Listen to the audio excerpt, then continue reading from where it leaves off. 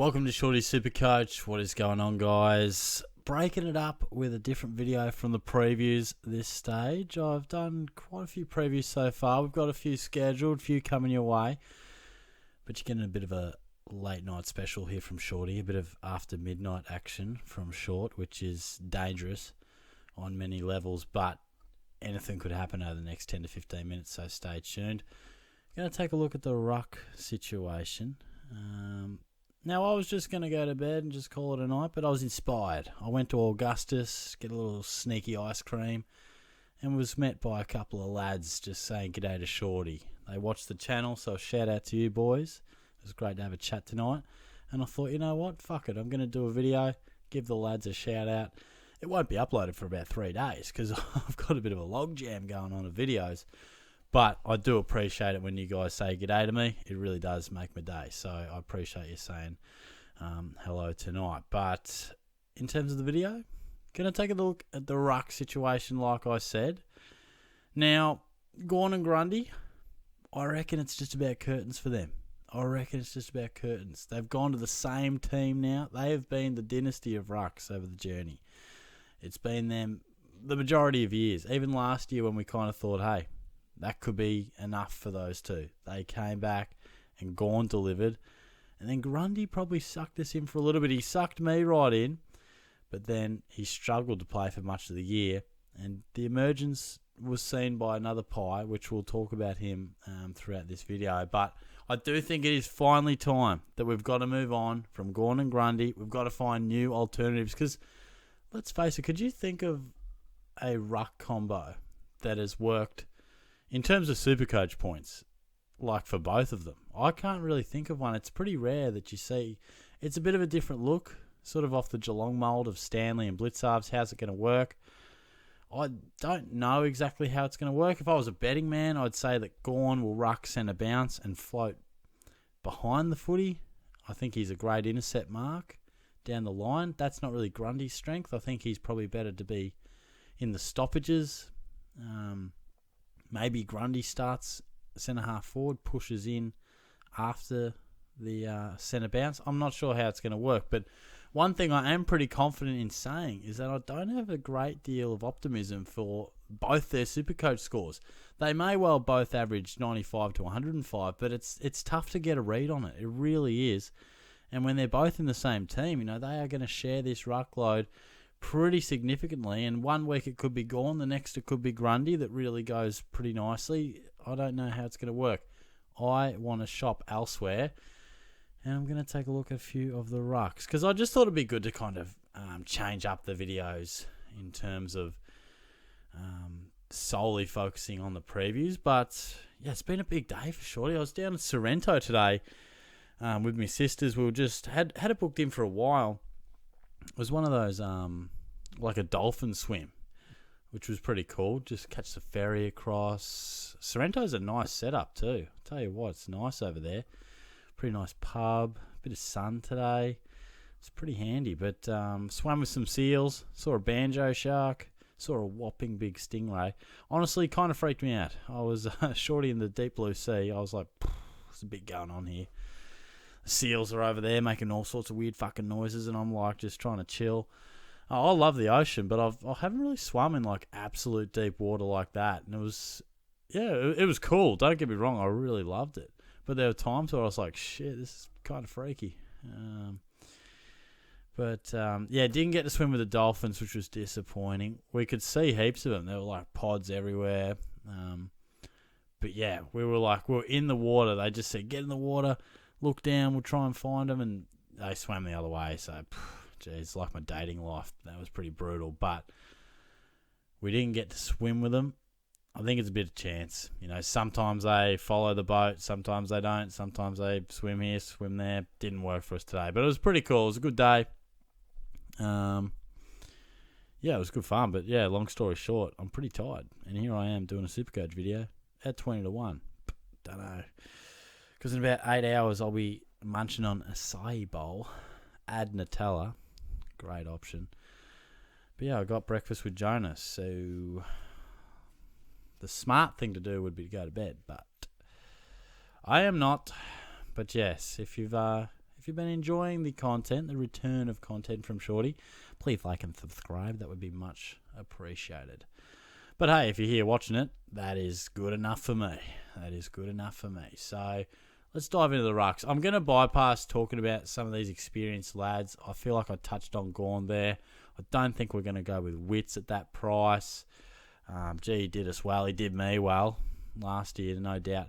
I want to talk about Tim English. As you can see, my ruck spots are vacant at the moment, so I'm going to tell you who I currently have in my ruck spots later in the video. Tim English, massive rap on him. I think he's going to be a jet.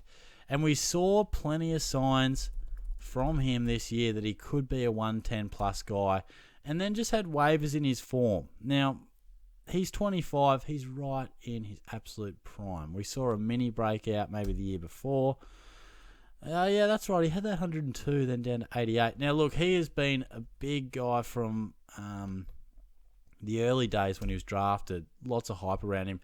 But he has been significantly affected by Steph Martin really getting involved in his minutes. Now, that hasn't always been ideal for him.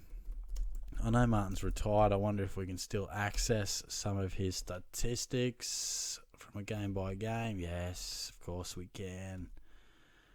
Okay, so this year wasn't that affected. 6, 7, 8, and 22. Round 22, 88, 6, 7, 8. He didn't play. Makes sense. So, was he sharing it with anyone else? I don't know if he was. Anyway, that's by the by. The fact is, Martin's not there anymore. English, the time is now. It's time for him to explode.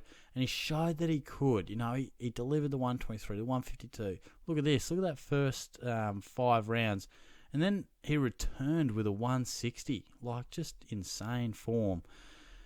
Would have to do some deeper research into some of this back end of the year, but it's not terrible.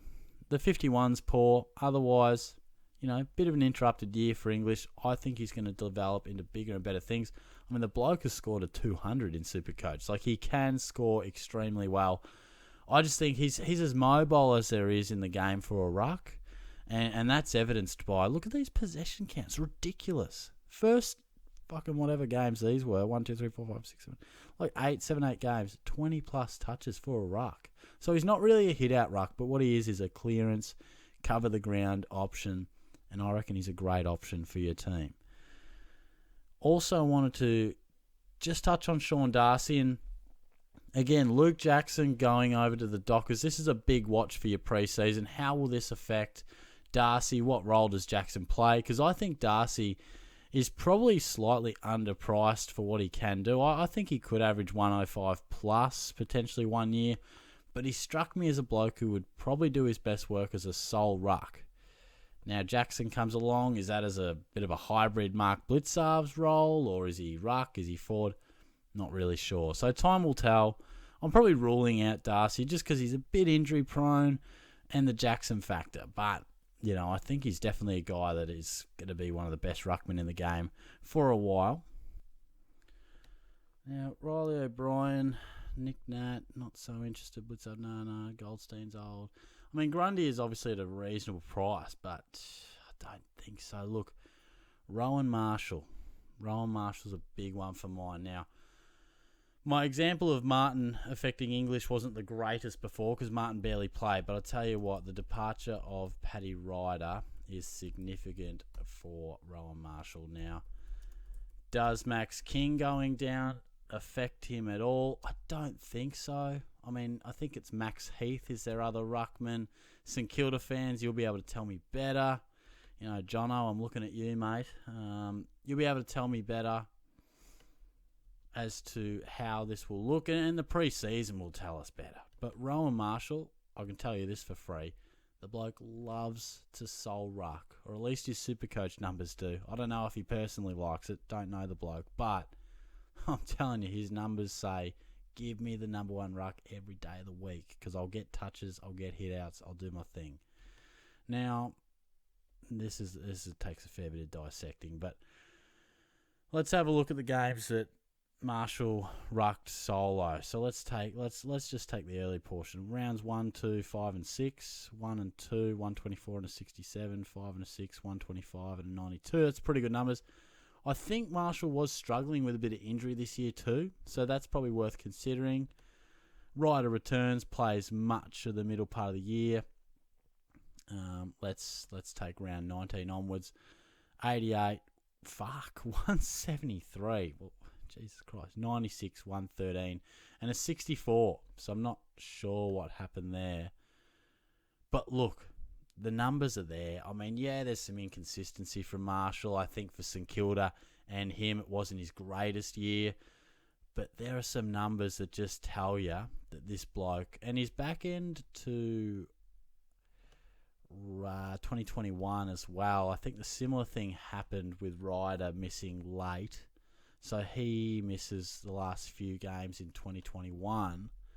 And that ain't going to tell me what there's some Brownlow votes in there. But so Ryder injured round 19, Marshall the last 4 rounds, 158, 123, 73, and a 120. So need I say more, ladies and gentlemen? This bloke can play, and I think he's unders. A 92 average. He's had a 110 before, and that was when he really did burst onto the scene, Sol Ruck style. He's been able to score well as a ruck forward, so he can go forward. I honestly think this bloke is a star. Again, I think he's a similar age. He's 27, bit of a late debutant. I think he came from North Ballarat, actually. A bit of a mature age recruit. So I'm a big fan of Marshall, and the pre-season will tell us a bit, but he's got to be very much in your sights in terms of these rucks. Bruce, I mean, gee, one day this bloke will average 100. Maybe one day he won't run through a bunch of blokes or spear tackle guys into the ground and get suspended all the time. Couldn't trust him, but gee, could score. Darcy Cameron. Now, if you want a bit more thought on him, I did do the Collingwood preview the other day and spoke about him. But let's just take a look. I mean, clearly it flows in, doesn't it? Grundy leaves. A lot of this talk is about opportunity for the ruckman. You know, a lot of my talk so far has been so-and-so leaves, gives them plenty of opportunity. And Cameron's the same. You know, we saw it this year. He had an indifferent year, particularly with the start. It was a bit, all over the shop, a couple of substituted games. But when he really got rolling from round 7, basically to round 17, the end of his year was a bit off on, sort of turning up every second week to end the year there, including finals. But he had a great middle patch. He's pretty clean below his knees, plenty of hit-outs, a regular contributor around the ground, could tackle as well. Plenty of tackles. There's not too many ruckmen that pump out these sort of tackle numbers. So that's definitely something to consider. Now, I personally think I like the other two options probably because they've done it a little bit more. Cameron's a guy that probably represents value because of the inconsistent year he had by opportunity. But when he got the opportunity, he dominated. And he's going to get the opportunity all year to do exactly that. So by that logic, you'd think he's in for a pretty damn good year. I guess you can have a little bit more faith with a guy like English or Marshall because they have the runs on the board for full seasons previously. But there's no reason that Cameron isn't set for a year of averaging 3 figures. So he should be right in your wheelhouse. And he is a little bit cheaper as well, $465. He was kind to us last year. There's no reason he shouldn't be really kind to us again because he's had a bit of an apprenticeship, got a taste for that number 1 ruck, shown us what he can do.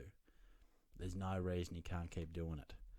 Jackson, we touched on a little bit. Now, Lloyd Meek, I really think this bloke, I'm not saying start him, and I kind of wish he didn't have as good a year last year. He just played good footy when he was in the team, and credit to you, Lloyd. Also a North Ballarat boy. But wouldn't it have been great if he just in these games just averaged like 70 odd, as opposed to 87? Because it just puts him at this really awkward 430 range. But he's a workhorse. He's your real sort of Shane Mumford type, big body, sort of Sean Darcy type of operator. I think his best footy will see him have high tackle numbers, high handball ratio, but a lot of it, in and under contested possession ball. Without knowing, I'd imagine he has relatively high contested possession rates. Yeah, you just got to look at that. He's a contested ball sort of guy. and he has been starved of opportunity. But again, watch him in the preseason. This could be a nice little draft option as well, because I think he might sneak through.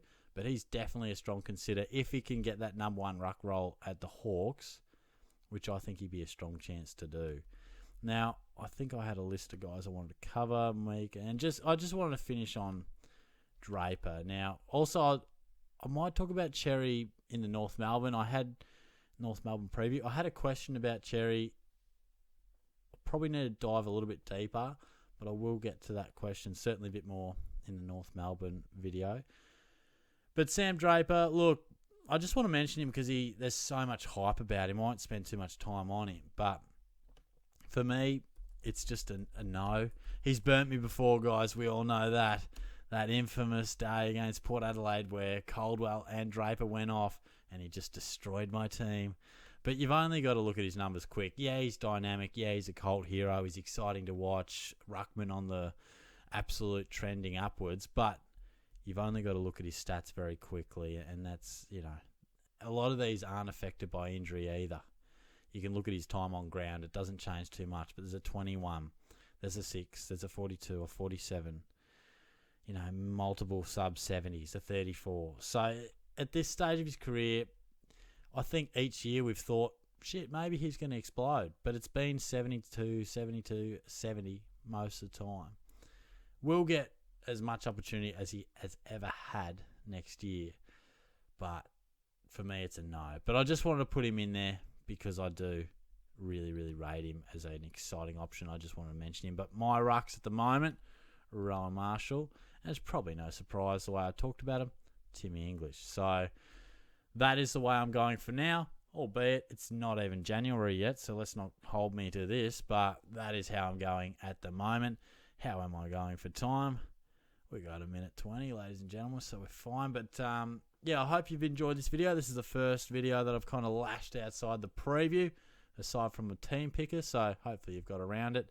I'll be back with more previews building up to New Year's Eve, so that's an exciting time. But I tell you what, I should probably jump into bed. It's probably a good option. But have a good weekend, guys. I say that on Friday night, but by the time this comes out, it's probably Wednesday. So I hope you had a good weekend. I'll definitely talk to you soon. Like I always say, if you've got any comments, questions, videos you'd like to see, let me know. Because once I whip out these previews, it's pretty fair game. I'm dictated by you guys in the comments in terms of what you like to see. So once I get these previews done, hit me up with some content and I'll try and produce that for you. But stay tuned. Love the support and I'll talk to you soon. Cheers, guys.